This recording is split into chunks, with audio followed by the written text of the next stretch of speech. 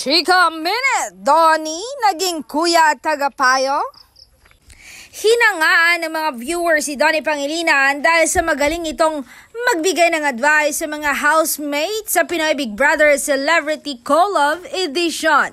Matatandaan nang pumasok ang Eugene Kapamilya Heartthrob sa bahay ni Kuya ay naging messenger siya kung saan dala niya ang mga sulat mula sa mga minamahal ng mga housemate.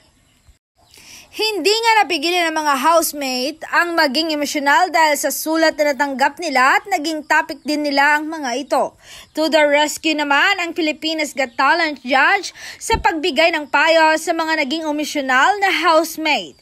Tungkol sa pagpapatawad ang naibigay niyang payo sa kapuso housemate na si Shubi Itrata.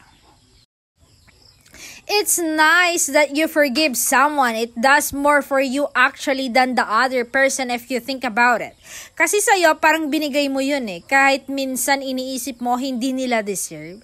But also don't forget that you as a person also want to set your own boundaries too. Payo ni Donnie kay Shubi. Pinayuhan din niya ang mga housemate na magkaroon ng real connections.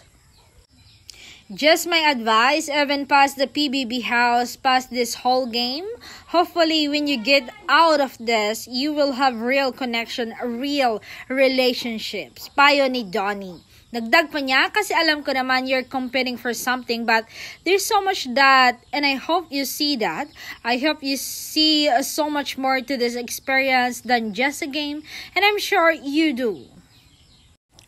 Puring-puri ng mga housemates si Donnie Pangilinan dahil sa pagiging source of inspiration nila sa mga payo nito at sa pagiging magaan nitong kausap. Thank you, Donnie. Sobrang gaan mo kausap. Napa-open up ako sa inang kapuso housemate na si AZ Martinez. Sa paglabas ni Donnie ay nagpasalamat siya kay Kuya at sa mga housemate para sa bago niyang core memory. So this happened core memory. Thank you Kuya and housemates. Miss you all.